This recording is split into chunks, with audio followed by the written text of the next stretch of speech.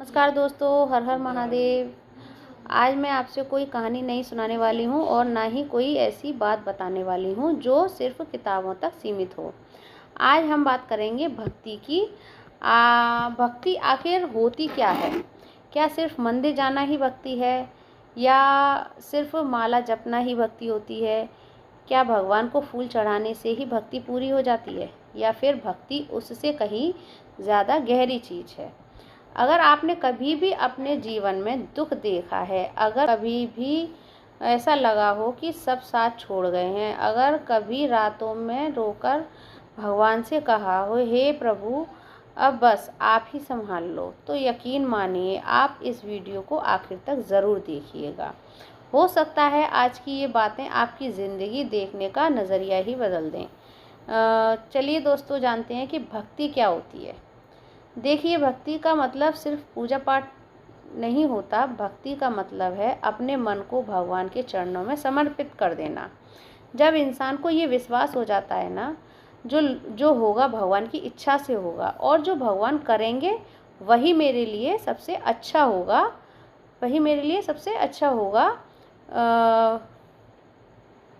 वहीं से असली भक्ति की शुरुआत हो जाती है। भगवान को हमारी दौलत नहीं चाहिए, उन्हें हमारी बड़ी बड़ी पूजा भी नहीं चाहिए। उन्हें चाहिए सच्चा मन। भगवान भाव के भूखे होते हैं, दिखावे के नहीं होते हैं। कई लोग रोज़ घंटों पूजा करते हैं। मैं वैसे पूजा को गलत नहीं बता रही हूँ। मैं सिर्फ आप लोगों को समझाने के लिए बोल रही हूँ। जैसे कई लोग घंटों तक पूजा करते हैं लेकिन मन में ईर्ष्या हो, गुस्सा हो, अहंकार भरा होता है ना। और कई लोग ऐसे भी होते हैं जो दिन में सिर्फ 2 मिनट भगवान को याद करते हैं लेकिन पूरे मन से करते हैं। भगवान के लिए वही 2 मिनट ज़्यादा मूल्यवान हैं। अब जानते हैं भक्ति कितने प्रकार की होती है। शास्त्रों में नवदा भक्ति बताई गई है, लेकिन मैं इसे आसान भाषा में आपको समझाती हूँ। देखिए, पहली भक्ति भगवान की बातें सुनना। जैसे कि जब हम भगवान की कथा सुनते हैं, उनकी लीलाएं सुनते हैं, सत्संग सुनते हैं, धीरे धीरे मन बदलने लगता है। जैसा हम सुनते हैं वैसा ही हमारा मन बनने लगता है। दूसरी भक्ति होती है भगवान का नाम लेना। नाम में बहुत शक्ति होती है। कई बार मन इतना परेशान होता है कि कुछ समझ नहीं आता। उस समय अगर सिर्फ एक नाम भी सच्चे मन से निकल जाए ना, जैसे कि राधे राधे, हर हर महादेव, सीताराम, तो मन हल्का होने लगता है। तीसरी भक्ति होती है भगवान को याद करना। ज़रूरी नहीं है कि हर समय मंदिर में ही बैठ के हम पूजा करें। खाना बनाते समय, ऑफिस जाते समय, गाड़ी चलाते समय या घर का कोई भी काम करते हुए अगर मन में भगवान का स्मरण चलता रहे, यही भक्ति है। चौथी भक्ति होती है भगवान की सेवा करना। सेवा सिर्फ मंदिर की नहीं होती है। किसी भूखे को खाना खिलाना, किसी रोते हुए इंसान को हिम्मत देना, किसी बुजुर्ग को मदद करना। अगर ये सोचकर किया जाए कि मैं ये भगवान की सेवा समझकर कर रही हूँ या कर रहा हूँ, तो यही भक्ति होती है।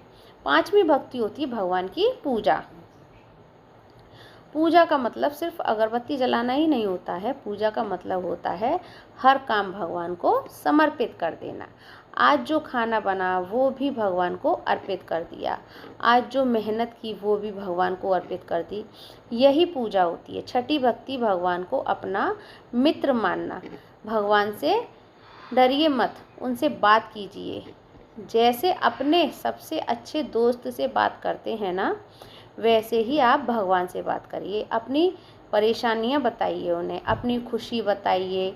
यकीन मानिए, जिस दिन भगवान आपके दोस्त बन जाएंगे ना, उस दिन अकेलापन तो ख़त्म ही हो जाएगा। सातवीं भक्ति होती है भगवान को अपना सब कुछ मान लेना। जब इंसान कहता है, हे प्रभु अब मेरा कुछ भी नहीं है, सब आपका है, वहीं से जीवन बदलना शुरू हो जाता है। आठवीं भक्ति हर जगह भगवान को देखना। अगर हर इंसान में भगवान दिखाई देने लगे तो नफरत अपने आप खत्म होने लगती है। नौवीं भक्ति पूर्ण समर्पण। यही सबसे ऊंची भक्ति है।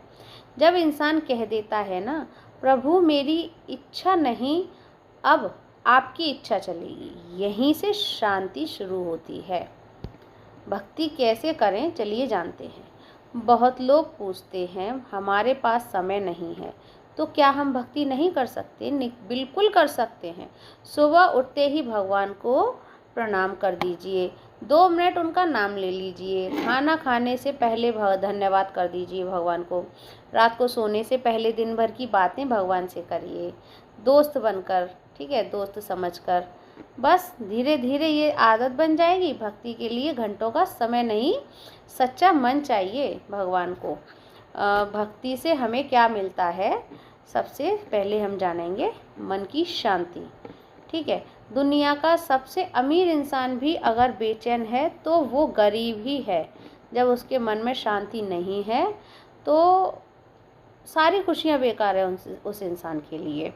लेकिन जिसके पास भगवान है ना, वो कभी अकेला होता ही नहीं है।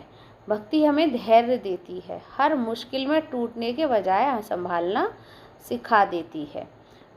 भक्ति हमें सही निर्णय लेने की शक्ति देती है। भक्ति हमारे अंदर से डर कम करती है, क्योंकि हमें भरोसा हो जाता है कि कोई है हमारे पास जो हर समय हमारे साथ है। भक्ति अहंकार ख़त्म करती है। जब भगवान बड़े हो जाते हैं ना, तो हमारा अहंकार छोटा होने लगता है। भक्ति हमें संतोष देती है। आज दुनिया में हर इंसान भाग रहा है, लेकिन संतुष्ट कोई भी नहीं है। भक्ति हमें सिखाती है जो मिला है उसमें भी भगवान का आशीर्वाद देखें। एक छोटी सी बात बताती हूँ। मान लीजिए एक बच्चा सड़क पर चल रहा है, अगर वो अपने पिता का हाथ पकड़कर चल रहा है तो उसे हर समय डर रहेगा कहीं हाथ छूट ना जाए, हैं, ठीक है ना। लेकिन अगर पिता ने उसका हाथ पकड़कर रखा हो तो बच्चा निश्चित होकर चलेगा, क्योंकि उसके पिता ने उसका हाथ पकड़ रखा है। बस यही फ़र्क है। जब हम भगवान को पकड़ते हैं तो डर लगता है, लेकिन जब भगवान हमें पकड़ लेते हैं तो ज़िंदगी बदल जाती है। आखिरी में आपको संदेश देना चाहूँगी, भगवान से कभी ये मत कहिए मेरी हर इच्छा पूरी कर दो, बल्कि कहिए हे प्रभु, मुझे इतना मजबूत बना दीजिए कि मैं आपकी हर इच्छा को खुशी खुशी स्वीकार कर सकूं। यकीन मानिए, यहीं से असली भक्ति शुरू होती है। भक्ति चमत्कार देखने का रास्ता नहीं है, खुद चमत्कार बन जाने का रास्ता है। जब मन बदलता है ना, तो दुनिया बदलती हुई दिखाई देने लगती है। और जिस दिन भगवान आपके दिल में बस जाते हैं ना, उस दिन बाहर की परिस्थितियां आपको पहले जैसी परेशान नहीं कर पाती। अगर आज की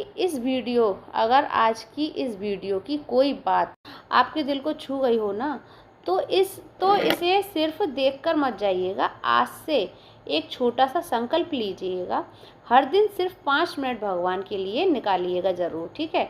देखिए धीरे धीरे आपका मन कैसे बदलता है, आपकी सोच कैसे बदलती है और जीवन में शांति कैसे आने लगेगी। अगर आपको यह वीडियो पसंद आई हो तो इसे अपने परिवार और अपने उन लोगों को ज़रूर शेयर कीजिएगा जिन्हें इस समय हिम्मत, विश्वास और भगवान के सहारे की सबसे ज़्यादा ज़रूरत है। ऐसी ही आध्यात्मिक और जीवन बदल देने वाली बातों के साथ मैं फिर आपसे मिलूंगी। तब तक अपना और अपने परिवार का ध्यान रखिएगा। हर हर महादेव। राधे राधे।